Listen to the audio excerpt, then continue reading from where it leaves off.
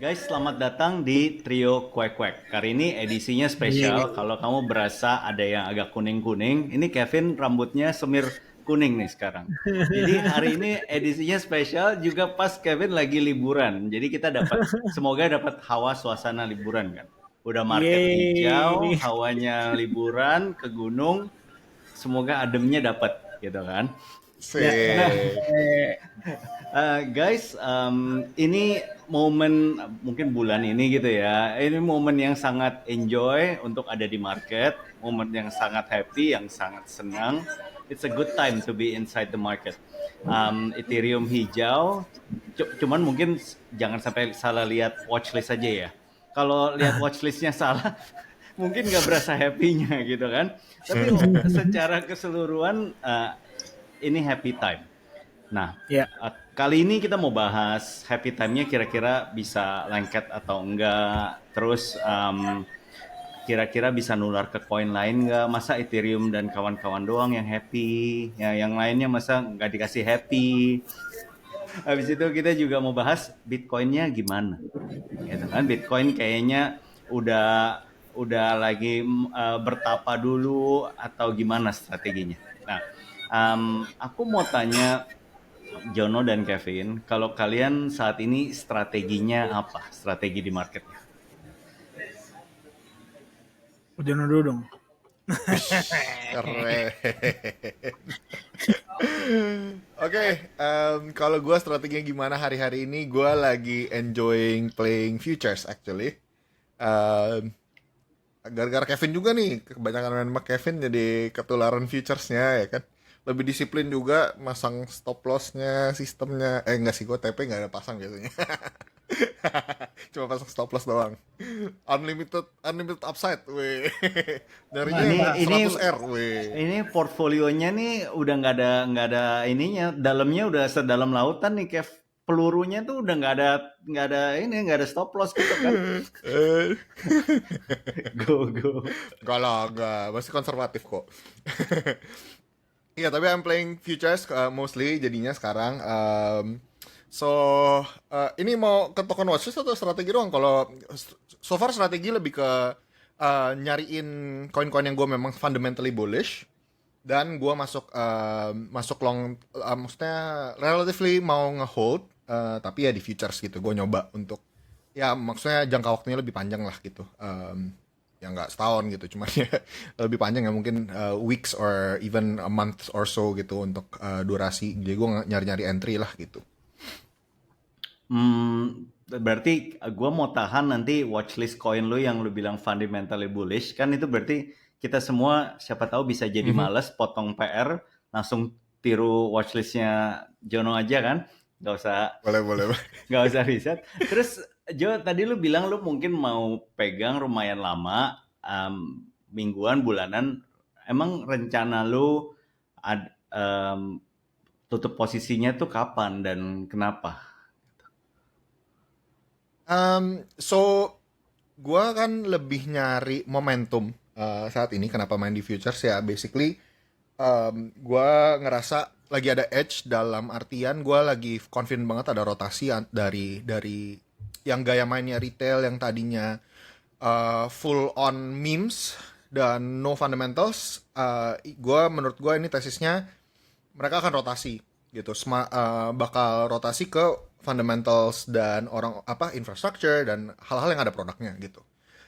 Itu core tesisnya gue. Jadi menurut gue masih ada edge dalam artian masih early dalam beberapa picks dan beberapa narasi. Jadi yang gue lakuin adalah gue nungguin momentumnya gitu. Jadi gue kalau masalah kapan, I think harus play it by ear ya. Apalagi kalau after setelah break major resistance, habis itu dia pump sekali dua kali, I'll probably close the position, something like that lah. Oke, kalau gitu, oke itu strategi umumnya ya. Nanti gue mau, kayak Hmm. banyak sebut hal-hal yang gue pengen nanya sih. Kayak tadi apa yang fundamentally menarik, terus sektornya kayak lu sebut infrastructure apa. Tapi gue simpen dulu. Gue mau nanya yang anggota trio Kwek yang rambutnya pirang sekarang. Kalau si pirang nih gimana? Saya strategi ya kok. Mungkin lebih ke preparing exit plan sih sebetulnya justru. Jadi bukan lagi maksudnya ngelakuin akumulasi secara masif ya. I think waktunya itu udah lewat. Probably untuk altcoin sih masih bisa.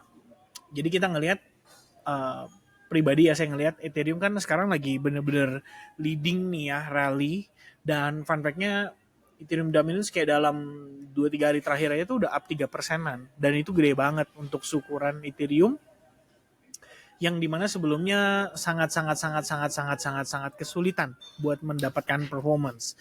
Nah jadi Sangatnya sekarang banyak banget gimana? sih. Iya Sangat kan sangat memang sangat sangat sangat. bener. Itu melambangkan frustasi selama berapa tahun ya Ethereum ya. Sangat sangat Nah, sangat sangat sangat sangat. sebenarnya dari segi gain juga kayak nggak susah, nggak semasif yang kayak gimana banget ya. Tapi mungkin kalau buat aku pribadi karena Ethereum dari segi fundamentally kita tahu dia blue chip, aku suka banget sama statementnya Cole Sylvester ya. Waktu Trio Quack Quack episode keberapa yang dia bilang rumahnya smart contract.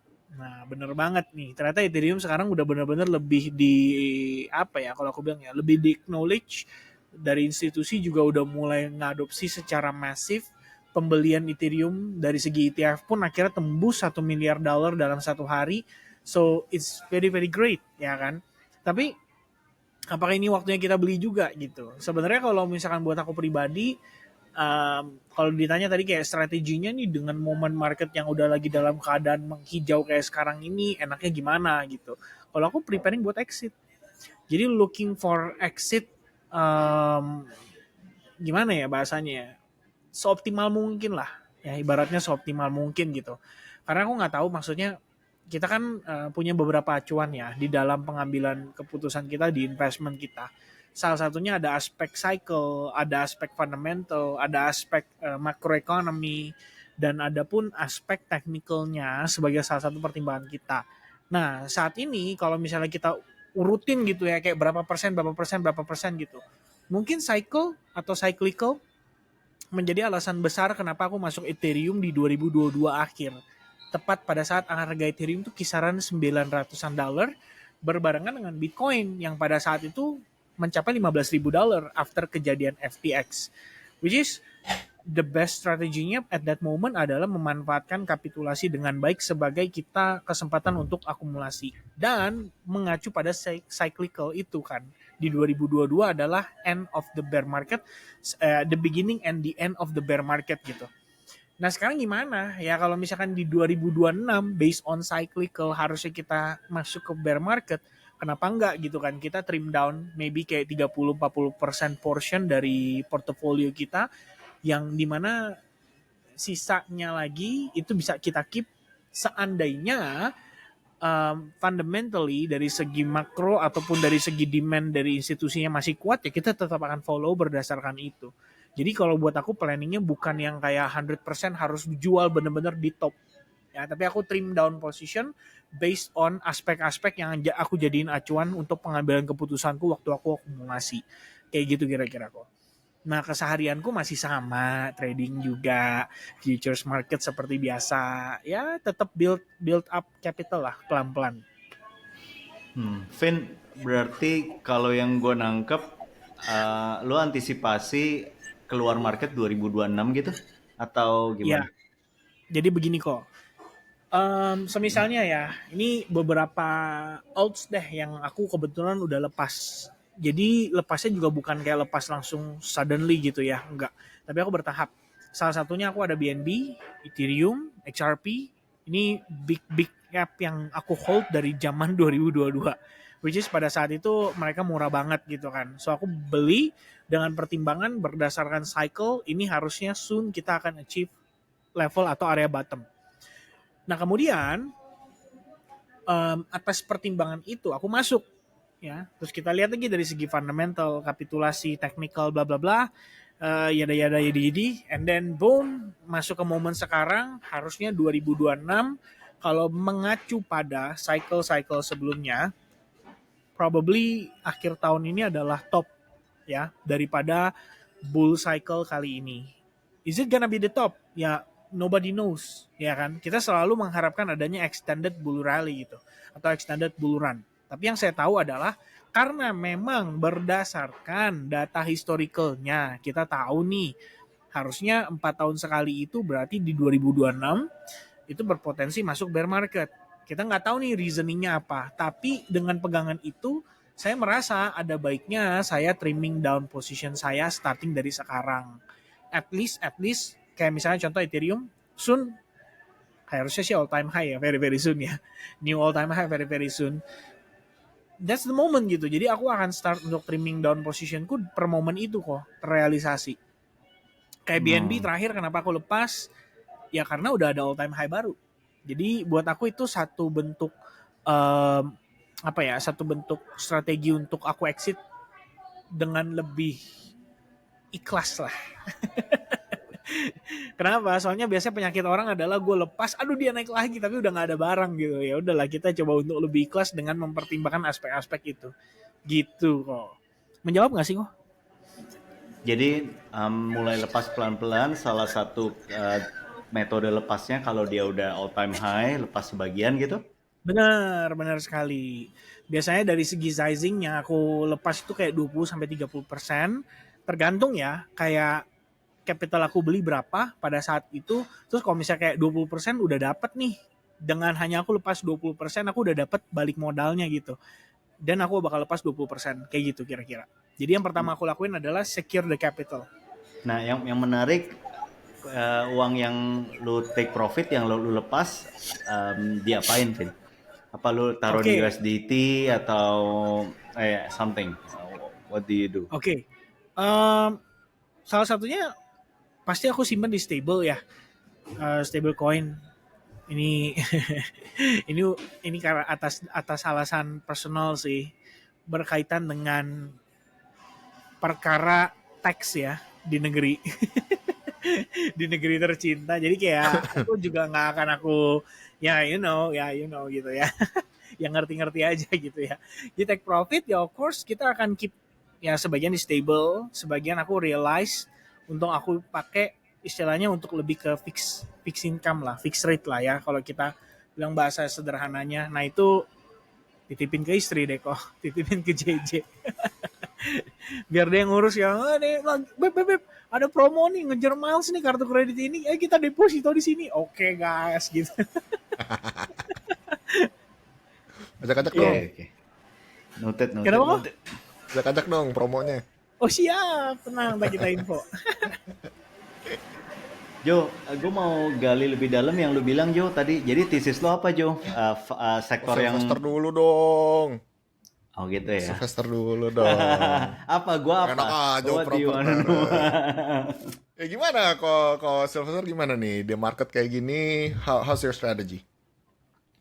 Jadi strategi gue ada 2 untuk saat ini. Strategi pertama itu hold Ethereum dan kawan. Ini kita ngomong topi trading ya. Hold Ethereum dan kawan-kawan yang kemarin pas mungkin berapa hari lalu atau seminggu yang lalu kan sempat turun tuh. Ya, sempat turun. Beli di sana, hold sekarang. Itu strategi pertama. Jadi Ethereum, khususnya Ethereum dalam jangka waktu menengah outlook-nya masih oke. Itu jangka waktu menengah dan ini terus developing ya. Kemungkinan besar Ethereum akan nyusul Bitcoin. Maksudnya apa? Dia cycle-nya metamorfosis dari yang cycle 4 tahunan kripto dulu jadi ikutan cycle-nya Nasdaq. Which is no cycle gitu. Maksudnya Nasdaq selama 20 tahun terakhir kan naik terus gitu. Jadi salah satu hedge against inflation. Nah, jadi gue lihat Ethereum ke arah sana. Tapi kalau untuk beli di sekarang pun enggak gitu ya. Enggak kenapa? Ya karena udah tinggi-tinggi gitu. Udah lagi pada jual mahal semua. Gitu. Gue nggak suka yang jual-jual mahal kan. Sombong-sombong gitu nggak suka gitu. Itu strategi pertama. Oke. Nah, jadi strategi kedua itu gue mulai cari mean reversion play. Mean reversion itu apa? Artinya kan sekarang kan harga koin tuh rata-rata tingkat FOMO meternya atau tingkat itu udah tinggi kan. Hitungnya tingginya dari mana? Gue bandingin dari masa lampau dia, jarak dia masa lampau dari moving average itu berapa jauh. Jadi gue show ya. Ini salah satu ini nih window ya. Bentar. Oke, lihat nggak? Yap. Ya ini to the moon nih, yang kita sempat ngomong waktu itu apps gua, Jo. Jadi di sini gue cari koin-koin ini historic ratio, lihat kolom L. Ini koin-koin yang jaraknya sekarang tuh udah bisa bilang menyamai jarak tingginya FOMO-nya sebelumnya atau lebih tinggi lagi. Kayak contohnya nih misalnya si Cyber, ya. Si Cyber nih sekarang tuh harganya dia tuh udah 1,9 kali lipat lebih tinggi dibanding FOMO yang dulu dari moving average. Sekarang tuh harganya berapa? 92% di atas moving average. Dulu harganya 47% di atas moving average. Dulunya kapan? 2024 bulan 3, bulan 8. Cycle yang dulu, pas lagi pump yang dulu. Nah, gue udah mulai cari-cari mean reversion play yang kayak gitu. Artinya karena gue percaya se-hype apapun market, harga akan cenderung mean reversion balik ke moving average.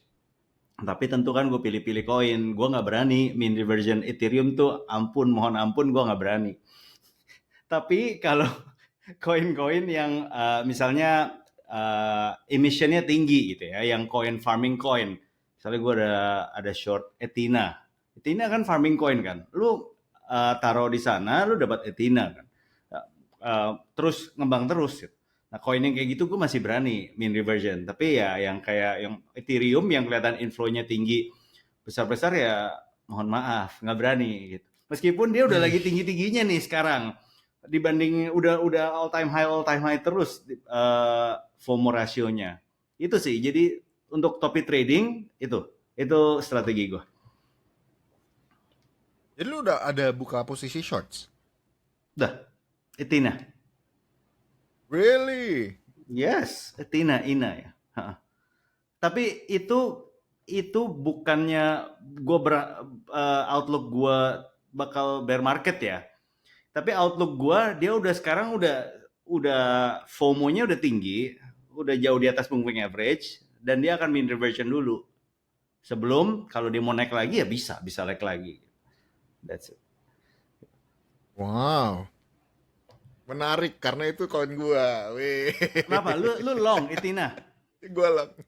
Wah, kita musuhan kok. Wah, ya lu long di berapa? Gue short di 89 80 70 kalau 0,87 gitu kan. 0,807.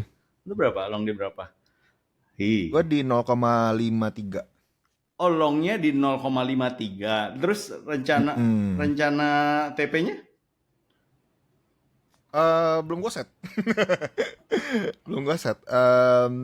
I'm still riding it. Kenapa? Apa tesisnya apa? Long terus masih riding, tesisnya apa? Share dong. Oke. Ya, soalnya gue pengen tekan tombol close nih Jo. Kalau tesis lu meyakinkan, gue tekan tombol close sekarang Jo. Iya, Ethina actually one of the strongest. Gue justru one of the highest conviction gue malah ke Ethina, which is funny. Karena fundamentalsnya mendukung menurut gue. Number one, it's in the stablecoin narrative. I think it's still going to be strong gitu kan. Menurut gue ke depannya ini bakal didukung banget lah gitu soal stablecoin yang walaupun ini kan nggak ada hubungannya sama Circle atau Tether yang mungkin traditional banking rails ya, tapi masih ada di dalam satu sektor. So dari sisi sektornya sendiri menurut gue ada momentum. Terus dari sisi pioneering kategori di DeFi dia kan actually capitalizing on kepanasannya crypto market kan. Semakin panas, semakin orang ngelong di crypto market, dia itu yieldnya semakin tinggi. basically kan. So I think itu by default kalau kita percaya momentum kripto ke depan ini masih ada momentum, apalagi extended sampai ke 2026, I think itu that's gonna be bullish for Ethena fundamentally. Oke, USDI-nya gitu, dia punya yield, and then integrationnya dia sama seluruh ekosistem DeFi Ethereum itu udah mateng, which is yang sebelumnya belum. Dari product development sendiri, kalau kalian tahu cara kerjanya si stablecoin-nya si Ethena, tadinya kan dia pakai Ethereum. Jadi dia delta neutral Ethereum dan dia ngambilin funding rate-nya. Dia udah buka Bitcoin. Nah ini mungkin udah season yang lalu lah ya. Ini udah kabar tahun lalu. Tapi sekarang integration dia sama Aave untuk bisa ngegulung, terus dia integration pengembangan dia untuk ngembangin USDE sebagai trade pair di centralized exchanges, itu mereka push lumayan keras, dan juga dia lagi bikin Ethereal. So ada beberapa lah momentum. I think that the team is actually very strong, narratifnya juga kuat. So terus dari sisi tokenomics juga actually, kalau lu bilang emisinya kuat, mereka actually buyback lumayan banyak ya. Jadi revenue-nya dipakai untuk buyback, dan revenue-nya mereka sangat-sangat besar. Gitu. So gue lumayan bullish sih soal Ethena. Oke. Kita lihat ya. We'll see. Nah, ini menarik nih. We'll Gue jadi see, ya. lebih Lu kan lebih lumayan data ya. ada ini dari posisi gue. Kalau saya soal Kalau Ethereum, boleh jelasin lagi nggak tentang lebih jauh tentang buybacknya? Maksudnya dari ada proporsi yang kita bisa tahu nggak sih? Maksudnya lumayan besarnya tuh berapa gitu, dari dia kan emisi berapa, misalnya emisi 100, terus 3 bulan terakhir buybacknya berapa gitu, maksudnya yang ini. Si Kevin mau ngomong tuh, bentar gue cari datanya. Oke, go Vin. iya, saya cuma mau bilang siapapun yang profit bayarin saya makan. Vin majuan, Vin itu rambutnya kuningin lagi, majuan. Nah itu kuning lagi tuh. Iya. Kalau kemundur jadi hitam lagi. Iya, saya cuma mau bilang itu doang kok. Udah gitu doang, gak ada komentar soal Athena. Nggak, Ethereum sih memang recently lagi bullish banget. Termasuk yang outperforming Bitcoin actually. Jadi saya ngelihat kalau Ethereum tuh lebih ke buat kita trading ya, jangka pendek pun juga enak sih price actionnya, karena dia movingnya tuh creating structure by structure ya. Kalau kita cek di time frame kayak 1 jam 30 menit tuh enak banget ngelihat dia gitu. Jadi kayak dia ada higher high nih, habis itu dia retrace, koreksi, sideways, creating higher low, boom, dia naik lagi. Jadi kayak ibaratnya kalau buat aku yang di trading nih, yang dia biasa di futures market, ngeliat pergerakan Ethereum tuh enak banget gitu. Jadi kayak kita tuh lebih gampang buat nemu titik entry point-nya dibandingin kayak koin-koin yang tiba-tiba meletus kayak gimana terus turun atau slow rock pull gitu pelan-pelan sampai bawah lagi. Nah kalau Ethereum enak, dia naik set, pullback, koreksi, set, naik, pullback, koreksi, naik gitu. Recently aku ngikutin pergerakannya mirip kayak Tron X. Ada yang ngikutin Tron X gak? Si Justin Sun punya koin. Oh, TRX. Yes.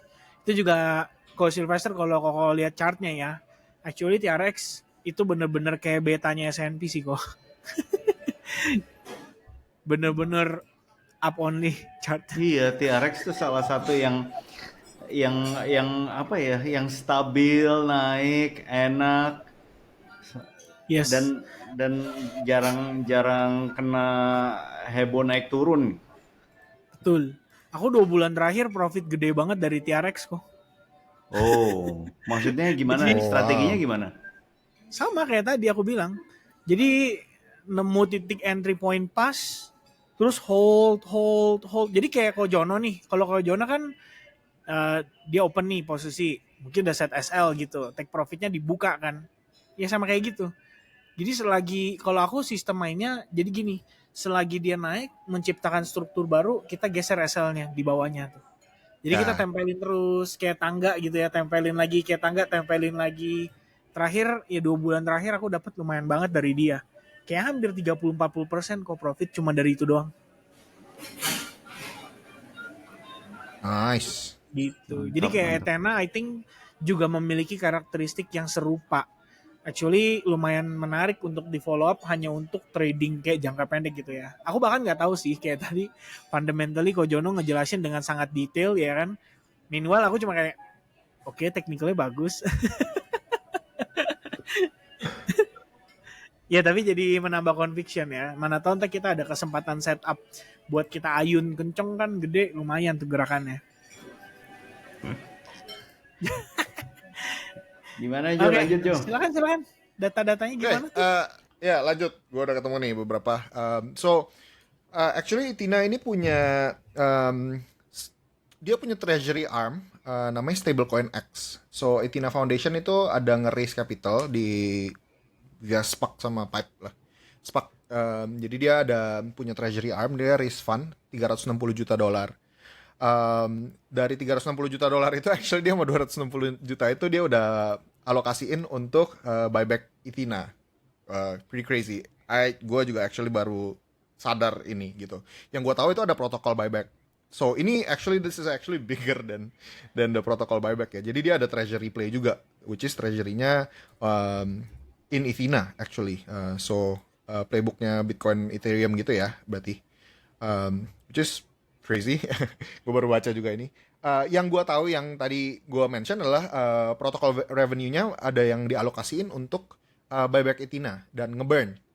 Yang itu 20%. 20% dari protokol revenue itu buyback Ethina dari open market dan juga di burn gitu. So itu yang mereka alokasiin. So to date itu udah berapa nih datanya? Sekitar 9% dari circulating supply itu udah kena sama program ini gitu. Dan ini akan berjalan terus. Yang dari SPAC itu yang tadi 360 juta itu actually mereka ada execution plan-nya itu $5 million per day. Sampai habis dia untuk buyback. So nanti gue kasih link itunya ya. So very strong ya. I think actually kata ya kalau mau nge-short kan nyarinya yang koin yang rada sampah gitu. Kalau Ethina kayaknya nggak masuk kategori sampah menurut gue gitu. So bisa di-consider kok dan join the force. Farm coin is a farm coin lah. Gitu ya. Oke. Tapi Seru. Damnya tapi udah masif kan kok. Damnya dia itu udah masif banget. Dia udah di dam abis-abisan. Jadi the farm tokens yang supply yang weaknya udah di shift gitu. Menurut gua ke strong hands-nya. So gitu. Kita lihat. Gua saat ini dengan penjelasan ini gua belum berubah The Force. Luan ya. Gua belum ganti The Force kan. Ya, seru. By the way, coba Joe ceritain dong Joe, conviction lu sektor apa aja sama watchlist lu, ceritain dong Joe. Oke, so gue sekarang lagi ada 3, I guess, network yang gue perhatiin. So gue lagi fokus ke 3 ini, which is ya of course, 1 Ethereum, nggak bisa di-deny, momentumnya kenceng banget. Terus yang kedua adalah Base. So, Base Network, gue lagi perhatiin banget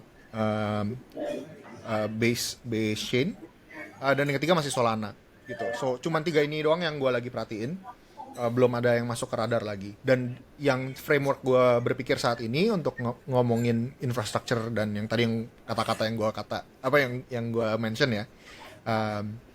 Itu adalah number 1 product market fit. Jadi apakah protokolnya apa? Gue lagi nyari protokol yang udah jelas ada product market fit-nya. Either itu multi cycle atau udah revenue generating atau udah sustainable. Dan ya ada metrik-metrik seperti itulah yang common business. Secara bisnis actually itu bagus gitu. Jadi produknya memang niche atau memang udah terbukti gitu ya. So itu kategori 1. Pokoknya gue nyari jadi di tiga chain ini protokol-protokol apa nih yang ada di situ. Dan setelah diselidikin ya kebanyakan nyentuhnya ke DeFi gitu. So gue nyari basically the main liquidity engine-nya swap atau DEX yang dipakai di chain itu apa, dan tokenomics-nya bagus atau enggak. Terus landing protokolnya apa? Karena gue landing protokolnya ada apa, dan cara orang ngeplay atau ngegulung duitnya mereka itu kayak gimana gitu, di protokol itu, uh, di chain itu gitu. Nah kalau coba so to break it down ya, in Ethereum sekarang yang di watchlist gue adalah AV, terus ada Maple, so sirup, habis itu Uniswap, main liquidity engine-nya, terus ada Pendle, dan ada Curve. So ini menurut gue 5 ini itu currently the backbone of Ethereum, the whole liquidity permainan DeFi di sana. TVL itu ngalirnya ke sana gitu, sebelum ke yang lain. So itu ada 5 yang Ethereum.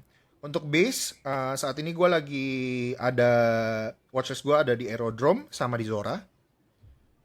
Karena ini 2 protokol yang benar-benar di-push mati-matian sama Base Foundation-nya sendiri, dan juga Coinbase-nya sekarang udah secara gamblang mengintegrate Aerodrome sebagai DEX utamanya, dan juga Zora sebagai social media yang digadang-gadangkan sebagai social media Web3 masa depan gitu lah. Jadi mereka sangat-sangat nge-push ini very very hard. Jadi mereka mau nge-push untuk konten kreator itu masuk ke Zora, dan bisa earning dari sana basically gitu.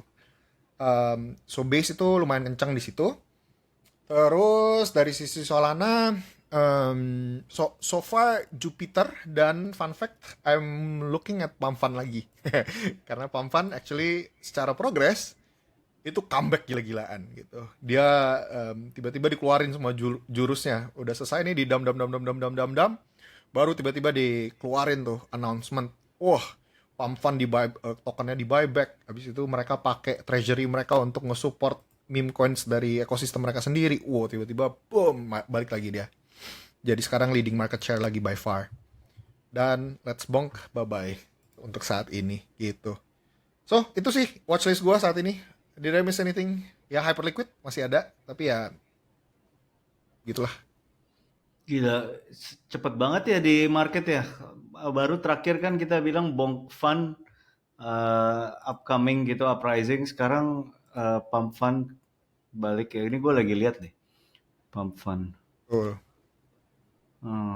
Oke. Jadi kalau lu bilang comeback itu karena aksi developernya untuk naikin harga ya? Atau mungkin maksudnya banyak koin-koin, orang banyak bikin lagi, terus banyak transaksi lagi, rame lagi, atau comebacknya kenapa aja? Menurut gua so far, gua belum bisa lihat ya ini sustainable atau enggak.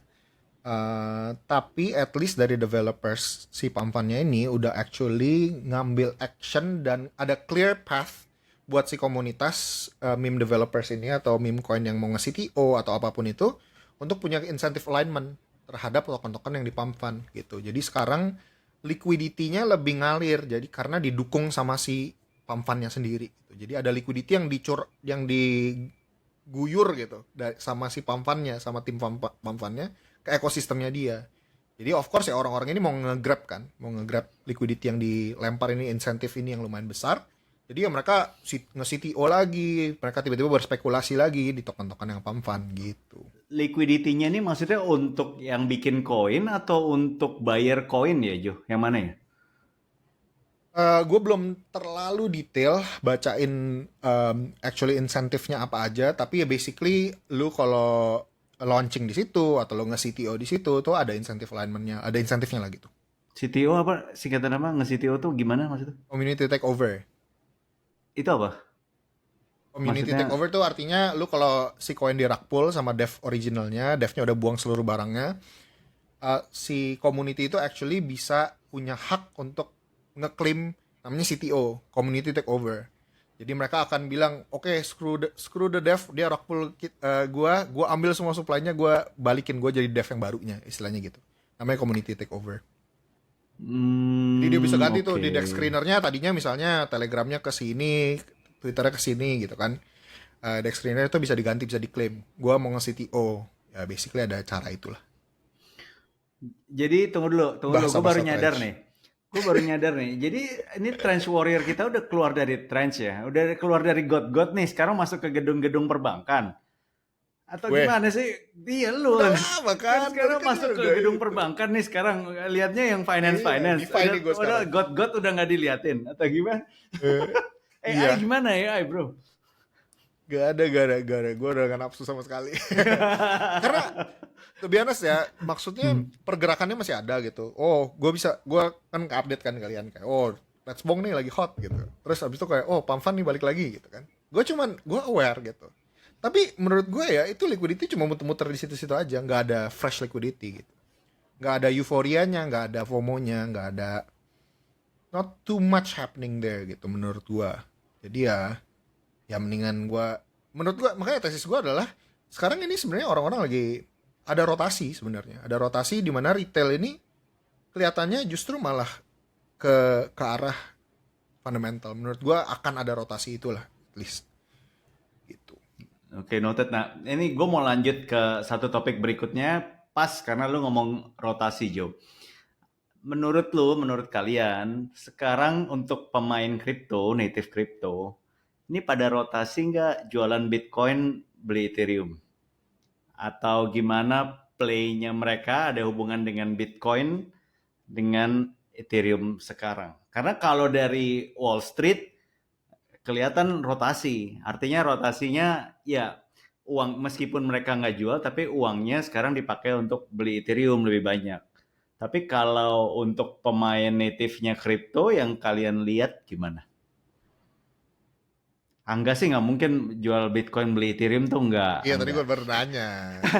Nggak tahu, gue nggak tahu, tapi kayaknya nggak. Tapi kalau yang lain gimana yang kalian lihat? Go. gue gue belum dengar apa-apa tuh, be honest, kalau soal ini orang-orang yang jual Bitcoin untuk ke Ethereum atau enggak. So kalau dari temen, dari yang gue dengar di Twitter ETC, belum ada indikasi actually Bitcoiners ngedam untuk Ethereum or whatever lah ya. Kalau gue sih ngeliatnya gitu ya. But I don't know. Gimana Kevin ngeliatnya? Sama sih. I mean gini, kita kan juga punya pengertian ya kalau misalkan between Bitcoin, Ethereum ataupun kayak altcoins lainnya, sekarang ini kan mereka punya fundamentalnya jelas berbeda gitu kan. I mean kalau BlackRock bilang Bitcoin ini sebagai misalnya kayak one of reserve currency atau mungkin ya proof of reserve dan lain-lain, ya orang akan mengalihkan sebagian aset mereka untuk beli ke situ dengan tujuan hedging gitu kan. Jadi tujuan awalnya kan hedging. Nah sementara kalau misalnya alts, aku ngelihatnya lebih ke arah spekulasi. Nah jadi kelihatannya nggak perlu ada rotasi duit lagi dari Bitcoin ke altcoins gitu. Lebih kepada bagaimana sekarang mereka melihat um, kalau ada keuntungan gue beli Bitcoin ibaratnya. Nah keuntungannya dapat dari mana? Maybe altcoins ibaratnya gitu. Dan kenapa altcoins? Sebenarnya I think relate dengan makroekonomik juga sih. Karena kelihatannya kita udah masuk ke fase-fase transisi. I think the time has come. Yeah, very very soon. Nah ini bakal jadi pembahasan yang menurutku cukup menarik ya karena banyak orang kan nunggu altcoins mereka bisa comeback nggak sih, bisa revive nggak sih? I think momennya sih tepat kok. Jadi kalau misalkan kita sekarang di perkriptoan ya kayak orang-orang OG-OG di kripto, eh, aku juga nggak tahu ya apalagi saya ya jarang sosialisasi atau interaksi. Cuman kalau buat aku pribadi nih, kalau aku ditempatkan di posisi itu, kalau aku karena emang aku ngelihatnya opportunity, tok gitu ya. Jadi aku bukan kayak kalau gue nggak punya Bitcoin sekarang, wah nggak akan punya Bitcoin selamanya gitu. Enggak sih, aku ngelihatnya lebih kayak, well, I think if I have to sell now, ya saya akan start sell now, ya kan, considering untuk taking profit, cash out dulu, and then ya tetap sama, following the cycle, ya utilizing cash itu untuk kemudian kita reakumulasi lagi in the next cycle gitu. Jadi kalau misalnya altcoinsnya gimana? Apakah aku akan TP Bitcoin terus beli altcoins? Actually sebagian iya, tapi kecil sebagian kecilnya itu kok. Gitu. Noted. itu pun buat spekulasi ya. Jadi bukan kayak kita udah bukan kayak yang kalau kayak Kojono aku udah nggak ngikutin lagi tuh. Kayak Etena, wah ini begini begini begini begini begini. Because I think ya in the end akan didam juga ya. Wah, Cuma tinggal jangan gitu loh. oh gitu. Jono convictionnya nggak boleh bilang dam depan, cukup gue yang Enggak short, dong, lo nggak bener boleh. kok. Ya, Bener dong, bener. ya aku yakin Kojono juga pasti ngerti lah soal itu. Bener Dalam kok. konteks di sini yang kita lihat memang apakah dia punya karisma ibaratnya kan. Koin ini punya karisma nggak sih untuk dilirik sama pasar? Itu dulu kan pertama. Tapi kan Indian tetap aja akan didam juga gitu. Cuman di hard dam atau di slow damnya aja kita nggak tahu. Ya kan? Kira-kira begitu sih. I think kalau buat aku pribadi lebih ke sana sih kok. Jadi yang aku lihat dari segi market, terutama karena patokanku ngelihat dari Wall Street ya, I personally think I'm agree with them ya. Dalam tanda kutip, ya gue beli Bitcoin gue buat gue hedging supaya gue nggak kena inflasi. Dan gue beli Ethereum karena gue ngelihat ini buat spekulasi. That's it. Yang nggak ada bedanya sama kita beli saham. Gitu aja sih. Oke, jadi menurut lu Wall Street pikir mereka tuh dua hal yang beda ya. Satu hedging, satu spekulasi. Oke, Menurut kau Sylvester gimana kok soal rotasi Bitcoin ke Ethereum ini? menurut gua rotasi loh. Orang komunitas kripto ya, komunitas kripto yang udah lama main, menurut gua udah rotasinya udah terjadi. Gitu. Sometimes itu Literally nge-sell their spot Bitcoin atau their Iya. Bitcoin backs. Menurut gua yang punya mindset hardcore Bitcoin sebagai proof of sebagai store of value itu paling pertama ya Bitcoin Maxi kan. Maksudnya ya Bitcoin Maxi ya dari dulu ya emang punya hardcore nggak jual-jual. Tapi kalau dari segi komunitas kripto yang lebih general, yang lebih umum, yang udah biasa digen, udah suka muter-muterin barang, yang dari zaman 2020 diputer dan iya diputer gitu dan udah terjadi mungkin udah bukan sekarang ini udah keputer. Dari tadi.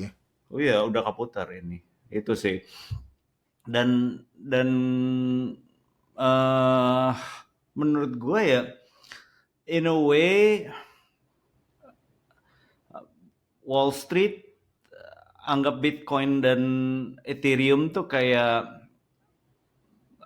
apa ya?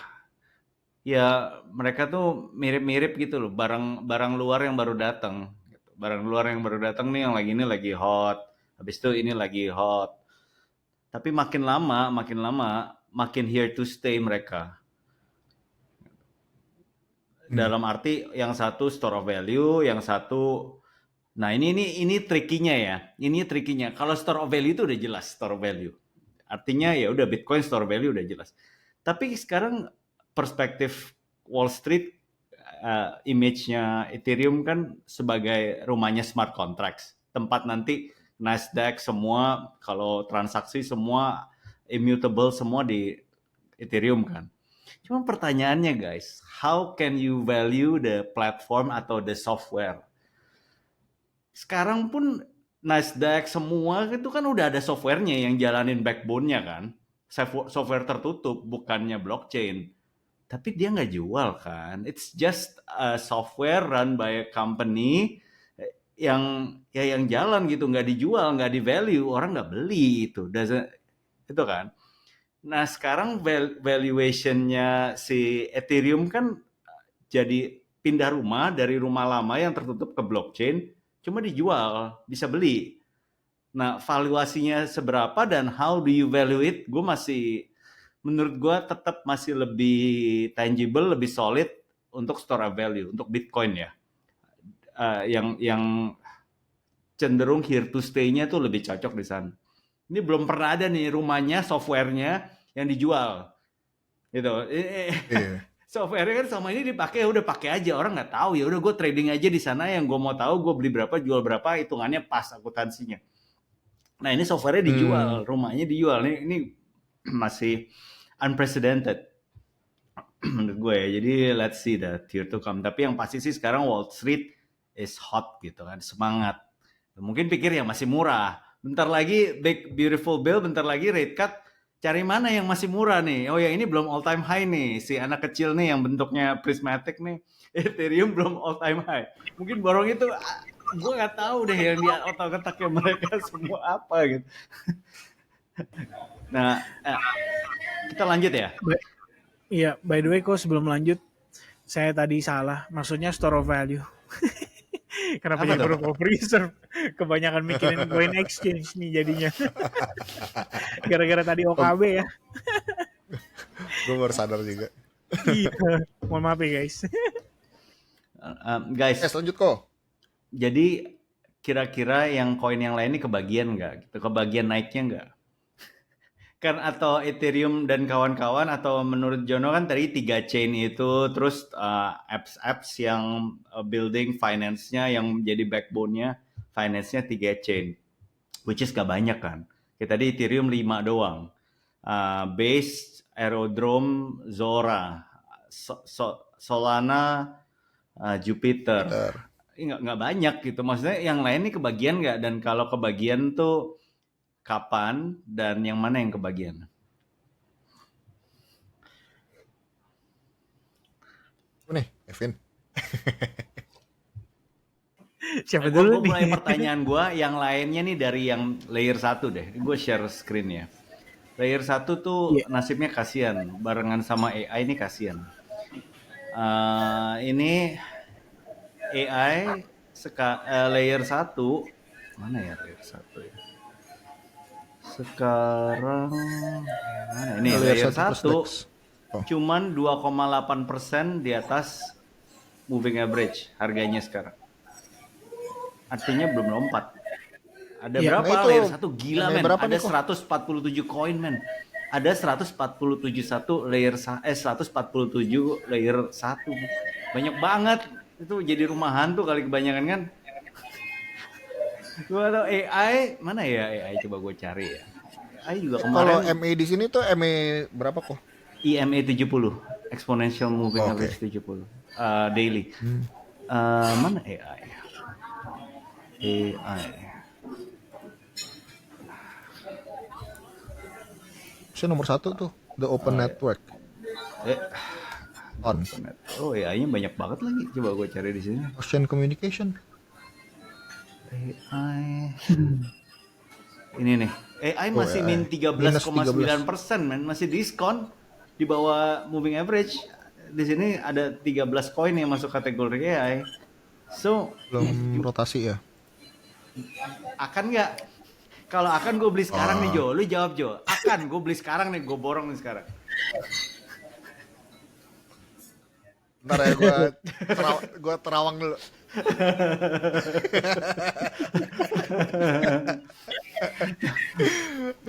Bingung nggak jawabnya? Gue belum mikirin sih itu.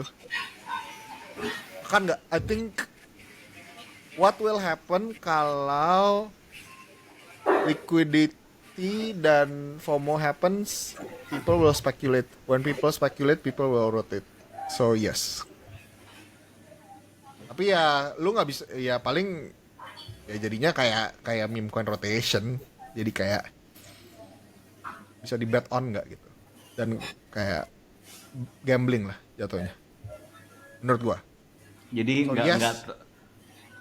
maksudnya yang beli hanya kalangan terbatas. Jadi main kursi apa the song and the wheel itu lebih cepat, musical chair lebih cepat ya. Lagunya berhentinya lebih cepat, kursinya lebih dikit, orangnya lebih banyak, so it's a hard game to play on lah, basically gitulah ya, lebih susah. Ya, so what will happen kan biasanya kalau lagi season kayak gini aja ya, kalau maksudnya kalau lagi masa kripto tuh satu-satu di pump, narasi satu-satu di pump kan, what will happen misalnya, oke, L1 tiba-tiba L1 orang yang cuan di L1 akan TP, terus dia akan cari mana ya alfanya gitu, kayak mana yang nextnya gitu kan. Satu aja kasih orang sinyal AI goreng kan. So terus AI cuan, so rotate lagi. So ini typical behavior crypto biasanya aja kalau lagi bulan sih. Apakah akan kebagian? Pasti akan kebagian menurut gua. Semua pasti akan ada kebagiannya. Mereka akan selalu ngedetect kalau udah ada 2 atau 3 aja yang sektor yang pump, pasti mereka akan mikirnya yang mana yang belum pump. Terus yang belum pump ini yang akan dipom-pom gitu. Jadi kan, tapi kan berapa lama yang di pumpnya dan seberapa cepat akan di dumpnya. At that point market itu udah gak kondusif untuk kita kayak actually nge-hold gitu. Justru itu biasanya sinyal-sinyal. Justru sinyal-sinyal harus cepet-cepet TP gitu gak sih? Kalau udah kayak gitu. So, menurut gua kayak gitu ya. Oke, thank you Joe. Kalau Kevin gimana? Sama kok. Lemes banget sih. Keren banget. Iya, sama banget guys. Iya maksudnya gini kok. Kalau aku mikirnya minimal Ethereum all time high dulu lah. Ethereum ATH baru dulu. Kenapa? Pertama momentumnya, build up-nya kan susah ya. Jadi sekalinya lagi dapat bensin, gas terus sampai nanti habis bensin, baru nanti pertimbangan berikutnya adalah ini udah kenceng nih, udah tinggi nih. Kira-kira kita rotasi kemana ya gitu. Kalau misalkan kayak beberapa koin-koin yang mungkin aku nggak tahu deh, kayak Sui itu tergolong layer 1 nggak kok? Layer 1. Sui Layer layer 1 1. kan. Sui itu udah sampai ada corporate yang mau jadiin dia sebagai treasury. Which is lucu kan. Maksudnya ini altcoins mau dijadiin treasury nih. Kayak ibaratnya versi Bitcoin-nya gitu. Kemudian ada yang bahkan BNB juga mau jadiin itu sebagai treasury-nya mereka. Kedepannya akan ada nggak? I think so. Ini akan jadi tren. Ya, dalam artian how can para orang-orang whales ini tuh gimana caranya mereka membuat naratif untuk menggerakkan koin-koin itu. I guess itu nanti arahnya sih. Jadi kita ngelihat nanti rotasinya itu Ethereum all time high duluan, beres, baru kita paham apa nih gitu. Ya, mirip-mirip lah kayak kata Ko Jono tadi. Nanti once misalnya Sui nih ngepam, jegar. Orang nyari lagi nih, berikutnya apa ya? Oh maybe Avalanche. Ya kan? Oh maybe apa ya? Ya masih banyak lah ya. Layer 1 tadi ada 137 apa 147 koin tuh. Iya kan? Tapi ya of course nggak akan semua gitu kan. Pasti ya probably yang akan dimanfaatkan yang gede-gede aja, yang major-major aja gitu. Yang secara nama kita mungkin familiar, terus mungkin dia udah ada development yang cukup ideal. Kalau aku sih sendiri pribadi minimal yang kalau kita mau masukin ke watchlist banget ya, boleh sih bukain WLFi punya token ya. Apa aja tuh yang terasosiasi sama si WLFi, karena saya cukup yakin sih warga Trump bakal nyari duitnya di situ sih. Nggak mungkin nggak, I guess ya. Dengan cycle kali ini. Ya at least katakanlah ada 10 koin, ya minimal 4-5 koin lah. Atau 3-4 koin lah. Bisa dikantongin sama mereka gitu, jadi duit gitu ibaratnya. Ya itu sih kalau aku ngeliatnya gitu kok. So kalau itu jadi mainin, ya udah pasti I think altcoins kecil pun juga akan kebagian rotasi money flow dari segi nanti naratif per naratif. Mungkin di permainannya kayak gitu ya. Gimana Siap. tuh kok? Thank you Vin. Thank you Joe. Oke pamit ya. Berarti Thank you guys. berarti gue sekarang Ngantuk kayaknya saya nih. panggil Jonathan apa ya? Bukan Trench Warrior ya? Berarti apa? Blue collar gimana? Kan bukan blue collar, white collar. Blue collar mah White pekerja collar pabrik dong. kan. White collar udah masuk gedung ini udah finance gitu kan. Aduh, gitu ya. Enggak, Selama saya orang bukan bodoh aja. Saya orang bodoh yang kebetulan ngobrol sama 2 orang pintar. Paling bisa mau ngoper bola bentar lagi deh. jangan-jangan Ko Jono Mohon nge-gym. bimbingan Asu. Baru ngerti. Oke guys, kayaknya udah beres topiknya. Anything else? Apa? Gimana Jo? Go. CPI sama prediksi projection rate cut September. What do you guys think about that? Apa yang ada takeaways-nya nggak buat kalian? Ada. Udih. Gimana, Vin? Jawabannya rahasia guys. Gak bercanda. Langsung kita bahas di sini. Jadi Agustus itu ada Jackson Hole Symposium. Biasanya dilakukan atau diadakan itu di atas tanggal 20. I think tahun ini kalau nggak salah schedule-nya 23-25 atau 25-27, saya lupa. Tapi pasti beberapa hari. Nah, kalau kita lihat lagi, menurutku menarik ya. Ini somehow kelihatannya udah teratur ya, seperti udah terstruktur gitu loh. Akan September akan red card gitu. I mean, how come ya kan? Kita seberapa bisa yakin? Karena ngelihatnya gini, NFP kuncinya. Waktu di awal bulan ini NFP keluar data jebret. Previousnya itu direvisi dari 143.000 jadi 14.000. Itu revisi paling nggak masuk akal menurutku. Itu kenapa kita bisa bilang itu revisi paling nggak masuk akal? Karena ini ngomongin tenaga kerja, coy. Ibaratnya negara lu nih lagi ngukur seberapa resiko terhadap pengangguran gitu kan. Which is itu sangat krusial dong buat sebuah negara. Kalau penganggurannya kritikal banget ya mereka harus melakukan sesuatu untuk mensupport either itu dari pengusahanya atau bisnis investorsnya yang dari luar negeri dan lain-lain supaya menciptakan lapangan kerja. Logika sederhananya gitu. Nah ini 143.000 turun ke 14.000 di revisi. Dan setelah di double check, triple check, dicari tahu, ternyata revisinya sering banget. Akhirnya kan si Trump ngamuk tuh ya. Dia mecat komisaris dari BLS atau Bureau Labor Statistics. Ya dimana ini adalah lembaga yang biasanya mencari tahu perhitungannya lah. Kira-kira sederhananya kayak gitu. Dipecat. Sejak itu kita ngelihat ada peningkatan interest rate probabilities untuk red card pada September. Tadinya 50% melonjak naik 80%. Menariknya lagi, baru semalam nih, alias kemarin malam, CPI number keluar. Untuk yang core CPI memang iya, dia naik 3,1%, which is above 3%. Tapi CPI year over year-nya itu stay di 2,7%, tidak sesuai dengan konsensus di 2,8%. Artinya lebih rendah dari kondisi tersebut menurut saya. Berdasarkan pengamatan, tampaknya not hot enough untuk kita katakan kalau September nggak boleh red card. Nangkap nggak tuh maksudnya? Kalau misalnya, inflation hot gitu kan, berarti harus maintain red. Tidak boleh red card. Tapi kalau misalkan, inflationnya ya still cooling down ibaratnya. Dengan tarif, dengan bla bla bla. Oke, red card. Ibaratnya begitu. Karena after CPI semalam, itu perubahan terhadap proyeksi menjadi 3 kali. Jadi yang tadinya 2 kali, 3 kali galau, 2 kali lagi. Sekarang lebih firm untuk 3 kali. Red card di tahun ini. Nah, kalau benar kayak begitu, itu artinya Jerome Powell mewakili the Federal Reserve selama berbulan-bulan, selama beberapa pertemuan terakhir, itu udah nggak pernah red card.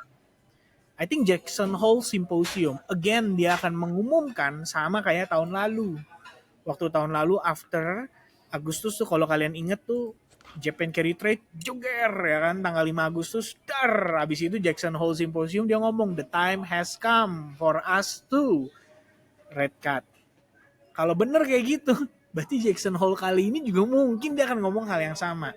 Nah yang lebih menarik kalau Jackson Hole dia ngomong kayak gitu September red card, yang saya penasaran itu adalah summary economic projection-nya per September diganti nggak? Berubah gak? Nah, kalau dia ganti, bener nih, jadi 3 kali red card tahun ini. Yang red card pertamanya adalah September, dan 2 diantaranya akan dieksekusi pada nanti Oktober dan Desember. Kelar. Itu harusnya yang jadi katalis. Crystal ball-nya jadi clear ya? Iya, aku ngelihatnya sih kayak gitu ya. Tapi kan, ya balik lagi nih. Mereka dramanya gimana gitu kan, apakah si Jerome Powell akan tetap somehow enggak, menurut gue tarif nanti efeknya lagging gitu, padahal Trump udah memutuskan untuk nge-pause tarif terhadap China sampai 90 hari lagi, udah ditambahin lagi kan.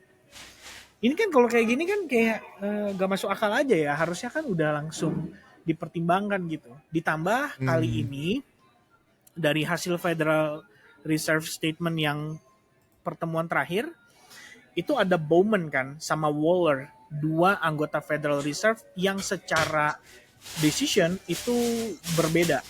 Aku bilang bahasanya apa ya, dia Dyson atau apa gitu. Tapi pokoknya 2 orang ini akhirnya ngasih pandangan kalau menurut mereka harusnya The Fed itu udah pangkas suku bunganya.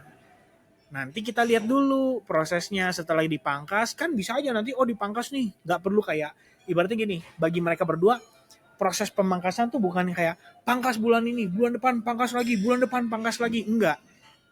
Pangkas aja dulu sekarang. Bulan depan baru kita lihat lagi gitu. Oh ternyata begini gini gini. Ya udah kita tahan dulu. Sebenarnya lebih kayak gitu pandangan mereka. Nah, aku ngelihatnya ini juga menguatkan naratif untuk kenapa kalau kita lihat dalam beberapa minggu terakhir market itu bullish banget. Ya at least S&P bahkan Ethereum sendiri kan tiba-tiba bisa sekenceng itu ke bagian money flow-nya. What's the reason gitu kan? I think karena mereka mempertimbangkan itu. Sentimen kuatnya adalah dari segi faktor makronya udah mulai kelihatan. Dan aku cukup percaya dari dulu tetap makro itu menjadi kunci lah. Kalau Agustus tahun lalu Jerome Powell nggak ngomong begitu mah, even Trump menang pun aku rasa rally-nya akan nanggung aja, nggak akan sampai meletus gimana banget. Fun fact-nya, Desember SEP diubah, Januari kita berhenti rally-nya. Januari 2025. Nanti teman-teman boleh cek lah. Jadi Desember SEP diubah tuh. Jadi yang tadinya 2025 kita punya pengharapan 3 kali atau 4 kali red cut malah jadi cuma 2 kali. Langsung market loyo kayak, wah ini mah dikibulin guys gitu. Iya sampai sekarang kan kita berkutatnya di situ nih 2 kali, 3 kali, 2 kali, 3 kali itu. Kalau misalkan dari dia udah ubah jadi 2 kali terus ubah jadi 3 kali lagi, itu harusnya jadi boosternya. I think itu sih. Maaf ya guys ya, agak menggebu-gebu. Baru realize kayak udah selesai kayak kok gue kayaknya semangat banget ya. Keren, Sampai keren. ada ini kan. Tapi kalau Vin boleh gak follow up dikit? Boleh Tadi dong, secara praktikal berarti yang lu expect dari price action di saat dua skenario itu terjadi apa ya? Kayak bukan skenario satu mungkin pas actually rate cut nih September actually rate cut.